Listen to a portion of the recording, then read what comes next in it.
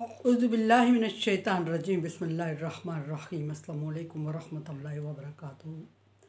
सूरह हज है मेरे सामने और सूरह हज की आयत नंबर 48 है, पारा नंबर 17 है और रुकू नंबर 13 है। आयत नंबर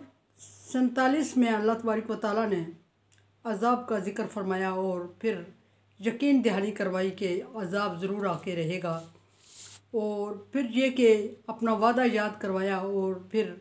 वादे की तस्दीक करते हुए फरमाया कि अल्लाह तबारक व तआला वादा खिलाफ़ी नहीं करता और नहीं करता तो अज़ाब आएगा। फिर अज़ाब का वक्त और अज़ाब का टाइम और यहाँ के मौजूदा टाइम में फ़र्क की वजाहत फरमाई अल्लाह तबारक व तआला ने। आयत नंबर 48 में अल्लाह तबारक व तआला अज़ाब की मज़ीद यकीन दहानी करवा रहे हैं और यकीन दहानी करवाते हुए कुफ़ार और मुनकरीन की तवज्जो उस तरफ करवाना चाहते हैं कि पिछली बस्तियों पे अज़ाब आया। बार बार इस सूरत में पिछली बस्तियों का ज़िक्र हुआ और मिसालें बयान की गई, और बार बार अल्लाह तबारक व तआला को मिसाल बयान करने की ज़रूरत इसलिए पेश आई कि अल्लाह तबारक व तआला रहीम है, करीम है, गफ़ूर है, वदूद है, और वो अपने बंदों को बेजार और मददगार छोड़ के अज़ाब में मुब्तला नहीं करना चाहता। सो उसने डराने के लिए, समझाने के लिए नबियों का इंतखाब किया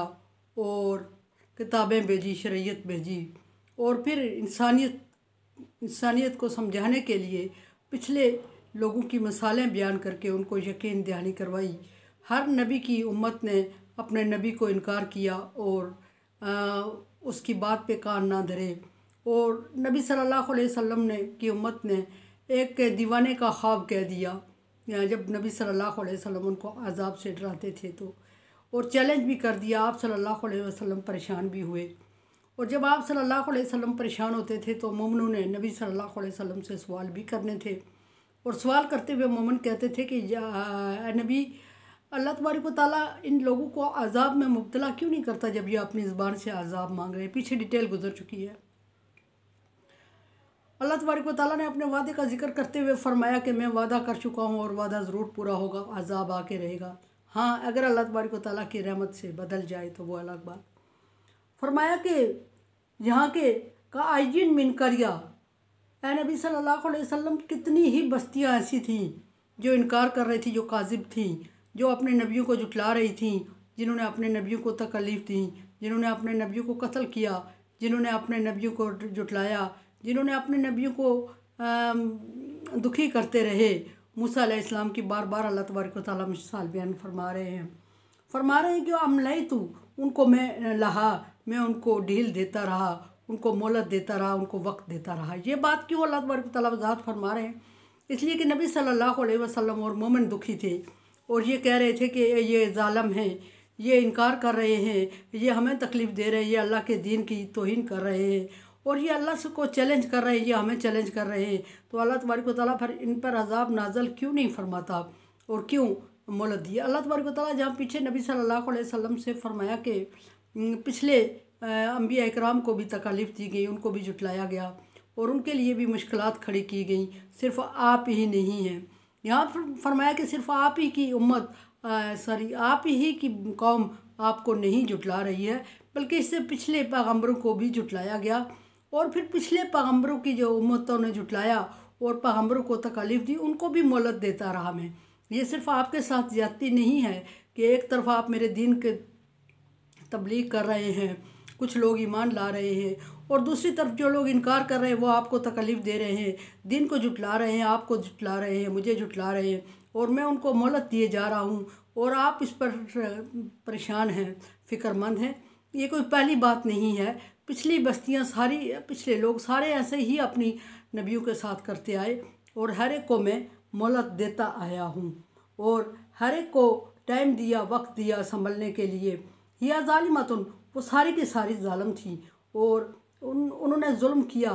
और उन्होंने अपने पैगम्बरों को दुखी किया। सुम्मा हज़्तुहा, और फिर मैंने उनको हमेशा के लिए खुला नहीं छोड़ दिया। नज़रअंदाज करता है अल्लाह तबारक व तआला की रहमत का तकाज़ा है कि अल्लाह तबारक व तआला अपने बंदों के गुनाहों को और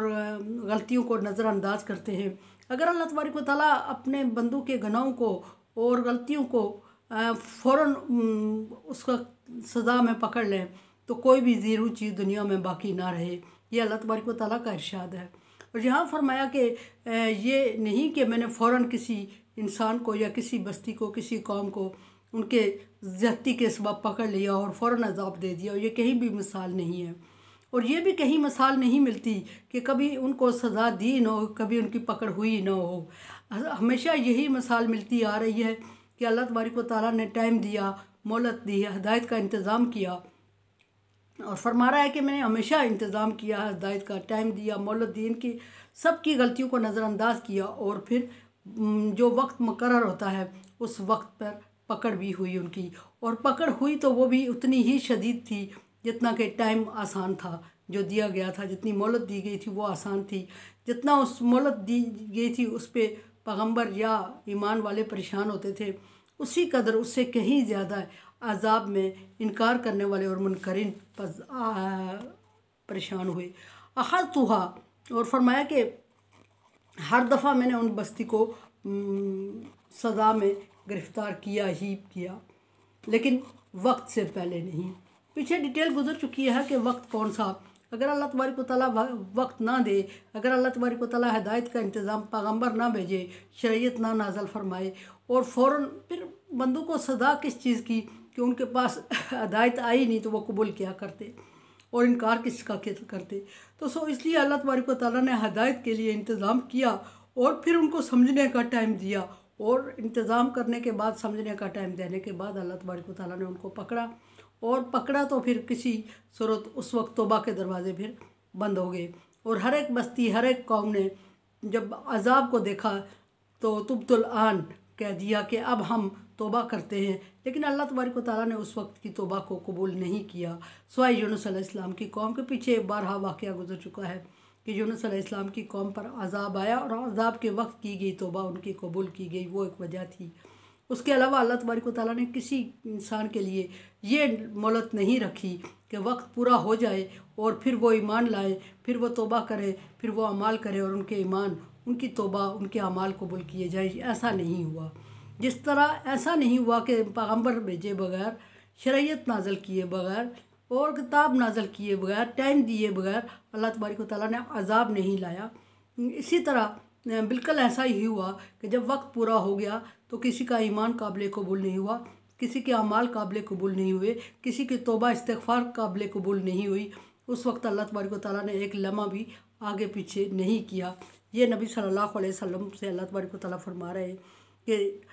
جتنی میری ڈھیل آسان لگتی ہے اتنا میرا عذاب سخت ہے، وَإِلَيَّ الْمَصِيرُ، اور پھر یہ کہ کچھ بھی کرے انسان، خوشی سے یا ناخوشی سے بچ نہیں سکتا، میری طرف ٹھکانہ ہے ہی ہے، میری طرف لوٹ کے آنا ہی ہے آپ نے۔ اور اگر میری طرف، اللہ تبارک و تعالیٰ فرما رہے ہیں، اگر میری طرف آنے سے بچ نہیں سکتے، پھر حساب سے بچ نہیں سکتے، حساب سے بچ نہیں سکتے تو پھر جزا یا سزا سے بھی بچ نہیں سکتے۔ جس کو اچھے اعمال کی جزا اگر ضرور ملے گی، نہیں ملے گی تو ظلم ہوگا، اسی طرح عذاب برے اعمال کی سزا ضرور ہوگی، لیکن اللہ تبارک و تعالیٰ چاہے تو معاف کر دے۔ اگر اللہ تبارک و تعالیٰ، ایمان والوں کی بات کر رہی ہوں، جو ایمان نہیں لائے ان کے لیے اللہ تبارک و تعالیٰ نے وعدہ فرمایا کہ ان کو معاف نہیں کیا جائے گا۔ میرے چینل کو دیکھیں، سمجھیں اور سبسکرائب کریں، اور صدقہ جاریہ میں میرا ساتھ دیں۔ تعاون علی البر والتقوی، اللہ تبارک و تعالیٰ کا حکم ہے کہ نیکی اور بھلائی کے کاموں میں ایک دوسرے سے تعاون کرو۔ اللہ حافظ۔